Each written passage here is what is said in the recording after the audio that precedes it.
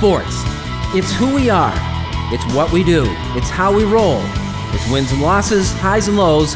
It's effort, respect, and dedication. The High School Sports Beat. Sports. It's who we are.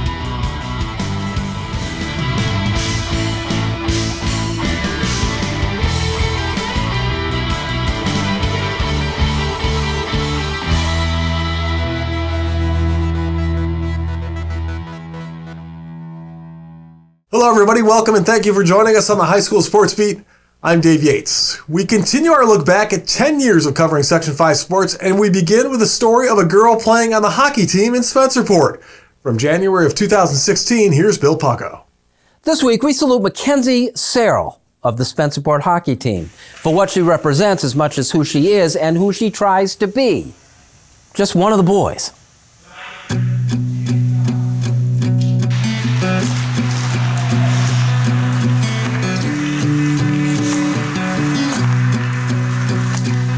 It isn't that uncommon a sight anymore. The hockey player with the ponytail running down her back. Girls play hockey, and they're here to stay. My parents and my brother both played, and so my brother got me into it when he was little. So I started when I was like 3. Mackenzie Cyril is a senior on the Spencerport High School varsity hockey team. She scored a goal in the first game of the season. Mackenzie isn't a star with the Rangers, but is very much a contributor. It's a lot of fun. The people are really nice to me, and the guys stick up for me. They include me in everything, so. Stick up for you like how? On the ice, if I get hit after the whistle, they'll help me, I guess. Sometimes you can take it a little easy on her, but we don't try to kill anybody in practice anyway.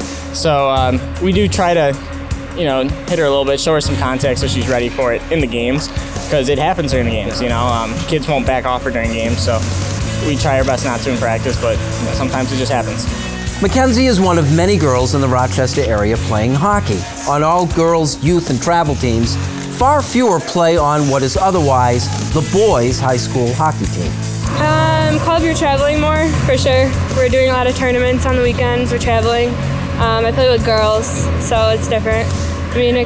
Girls, you can't really hit or anything, but you still get the aspect of brushing the curl off, so. Is high school definitely harder? Yeah, the guys are stronger, so.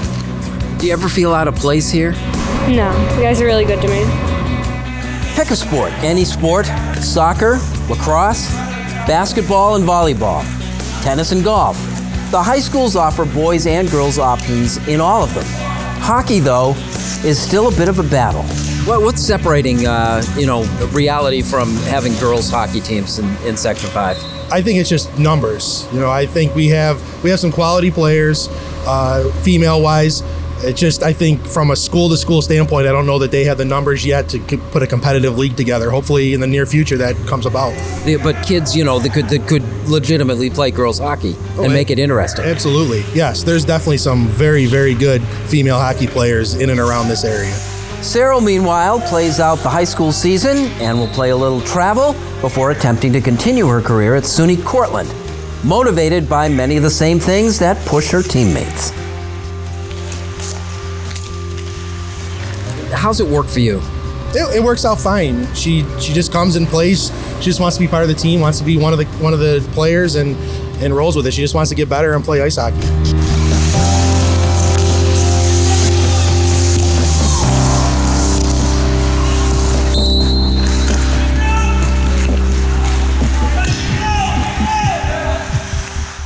Coming up next, we go inside Section 5 Sports with our guest Brian Donohue, HFL Athletic Director. We'll have that when the High School Sports Beat returns.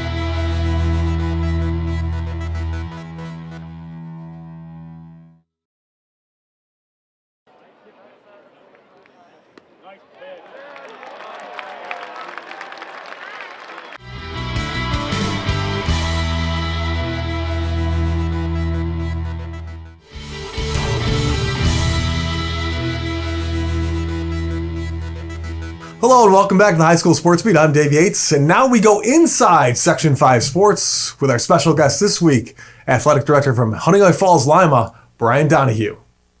Let's talk quick about. I mean, first of all, I think it's a testament to the job that all the athletic directors have done in this area.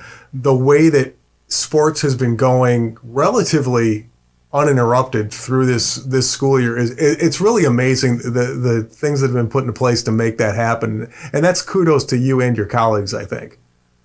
Thanks, Dave. I think behind the scenes, the Department of Health, especially for us, Monroe County, has helped tremendously too. And it certainly is a different year with the protocols. We never had to worry about checking people in or signing people in or making sure people have hand sanitizers or, making sure our athletes have screened themselves before they arrive on campus. And, as you know, some of them are remote. So, they've got to do that before they come on campus. So it's been unique, and it's been a different feel at games. Normally at games, that's your culminating moment where you can relax and see the product on the field. But really, there's so much more at stake right now that it's much more intense than it normally is. It is kind of weird that like nowadays testing in schools is taking on a whole new meaning than what it used to be. But talk about specifically at HFL how things have been going and how it's been working out between the coaching staff, the kids, the faculty, everything as far as keeping your teams up and running. So I think one of the things that's going on that we did, I thought, really well right from the beginning is our K through 6 came every day.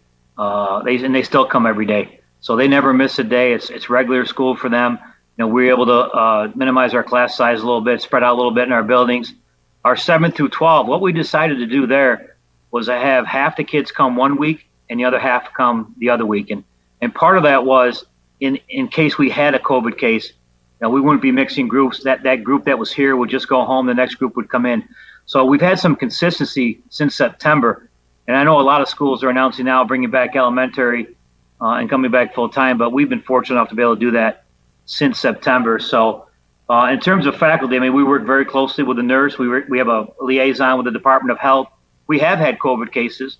We have had programs interrupted.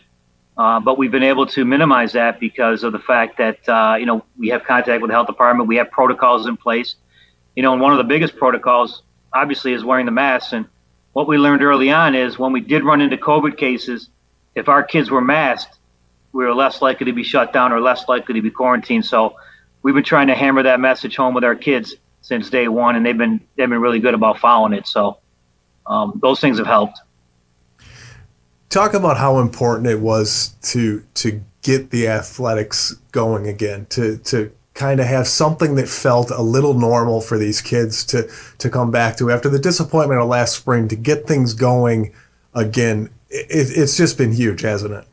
It has, and I'll give you a couple examples. I remember last spring, actually two Februarys ago, right when the pandemic was about to hit us, I remember having a conversation with my superintendent, and he looked at me and he said, they're going to probably cancel spring sports. And they go, nah, there's no way they're canceling sports. No way. It's never happens in New York State. Well, we were shut down for a very long time. And to show the evidence of how important sports are to kids, I think one of the things that's happened is we have lots of kids, and I'm sure we're not the only school that this is true for. We have lots of kids that have tried different sports, or when their sport was on pause, tried another sport just to be engaged, just to be active, just to be with their peers.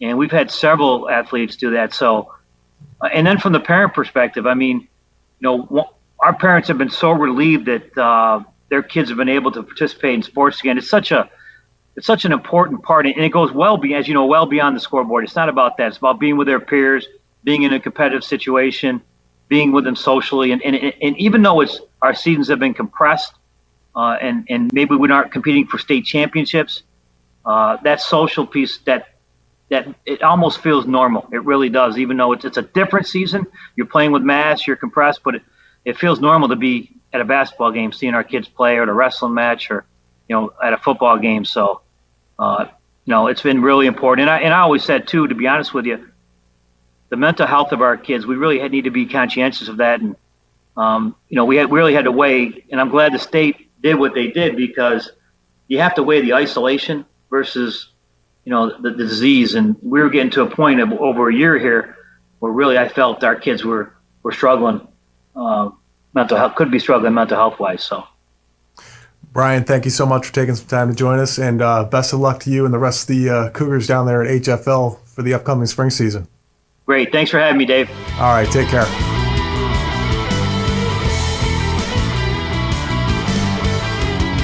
Coming up next, this week's Making the Grade nominee, and later we flash back to one of the most exciting swim meets you'll ever see. We'll have that when the High School Sports Beat returns.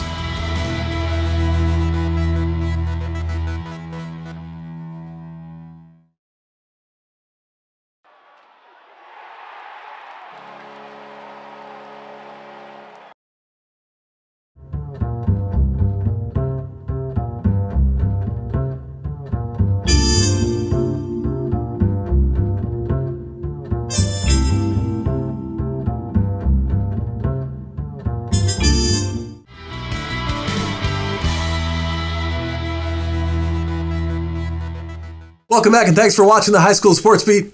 I'm Dave Yates. Making the grade this week is Greece Arcadia's Anna Duker. The senior plays tennis and basketball for the Titans. In her 4 varsity seasons on the tennis team, Anna has received recognition as an all-county second-team selection. In the classroom, Anna carries a 97 average and is a member of the National Honor Society. Outside of school, she volunteers at Sunday school as a teacher and has gone on several missions, including to help with hurricane relief in Texas.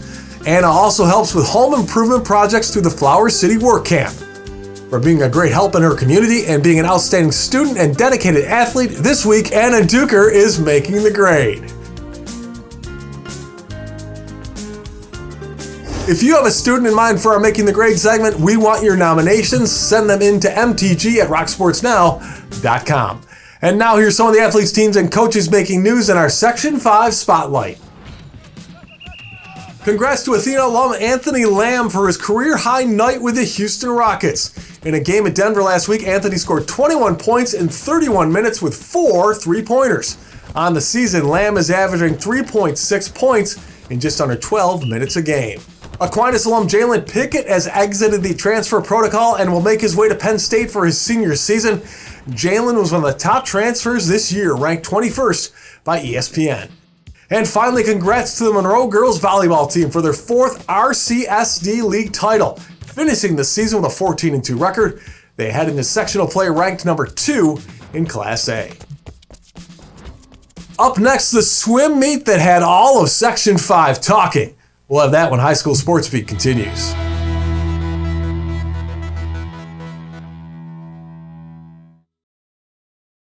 And now to Eichel. He floated one. Score!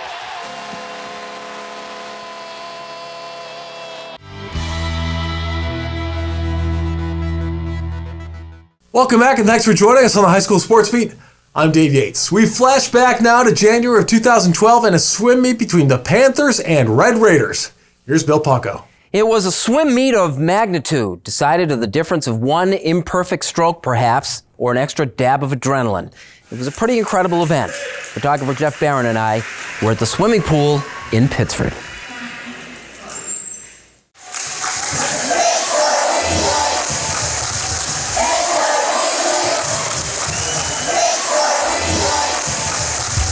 Pittsford hadn't lost a boys swim meet in Monroe County since 2003. That was 84 wins ago. To Fairport, at home, and it looked like it might happen again. We were short probably 7 or 8 points, and when you're short points, you do some extraordinary things, but we're fortunate to have the versatility within the lineup. Indeed, depth was the calling card for both teams. Well, you knew it was going to be tough. It takes 12 events, and we stressed to the kids since March of last year, it's 12 events. You know, we got the utmost respect for Pittsford and knew that they're strong in every event, and we can't get everyone away. We got to all go together as a family, come in here and work together. Take your mark.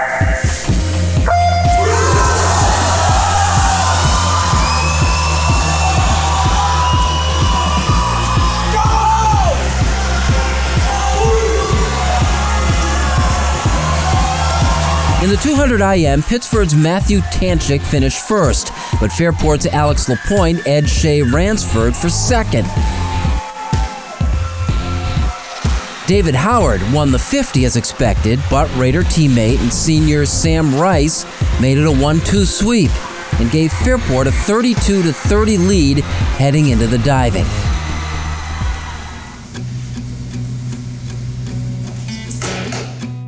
Junior Dylan Marin won. The Panthers finished 1-2 with Sam Randall as expected, but the Raiders minimized the damage with 3rd and 4th place finishes.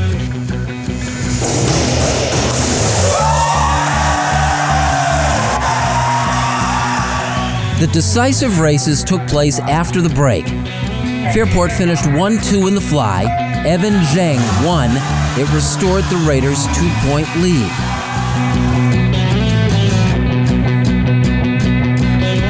That was a big race to begin with, and my teammate Alex to that 2nd place finish. Once I saw him, we went 1-2, I knew the meet was in our control. So it was a really big race for the both of us and for the whole team. Fairport's momentum was halted by an unexpected Pittsford win in the 200 relay.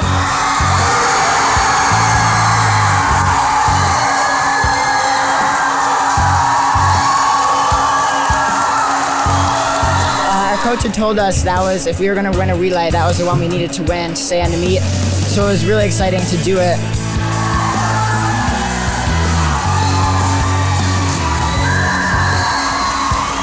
The 200 free relay, I thought we would win that. So that was a turning point right there. And at that point right there, I knew it was going to be, the last 3 events were going to be really critical. But every swimmer matters. You know, that whether you get 5th place or 6th place, I mean, that's a point here, a point there. Every event matters. There were just 3 events left. Pittsford led 72-68. Charlie Morales won the backstroke for Fairport, the Raiders finishing 1-3-4. Pittsford's Tanchik won the breast, but Fairport's Adam Cloutier and John Holden claimed 2nd and 3rd place finishes. The back and the breast were pretty key, weren't they? The back was huge coming out of that 200 free relay where Pittsburgh had a lot of emotion, a lot of momentum. And then in that backstroke really turned it back towards us. And that breaststroke was great too, going 2-3.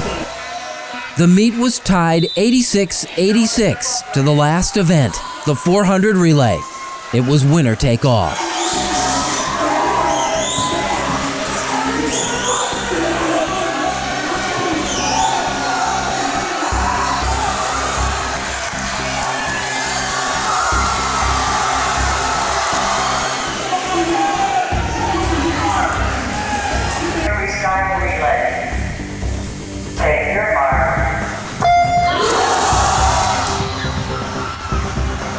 Pittsford swam like a champion. The Panthers posted their best time of the year in the relay, but they found themselves behind as PJ Ransford fought desperately to catch Morales.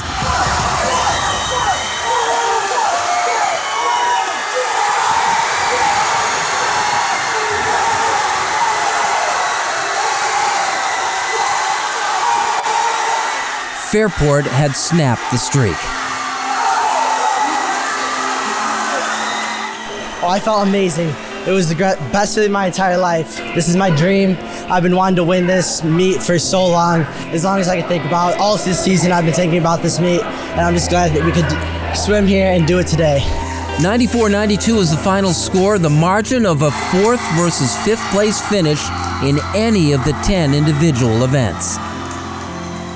That's the way a meet goes. It's not anyone's fault. You put the kids in, you let them swim, you let them compete. And I was extraordinarily proud of not only their performance, but their demeanor. It was the most exciting event of its kind in these parts in years. Like Charlie and I, we've been on the same swim team since we were like 6 years old. And it's been our dream to just be here and to be a senior and a captain of the team that finally dethrones Pittsburgh. It's like, I feel like I can't even put it into words.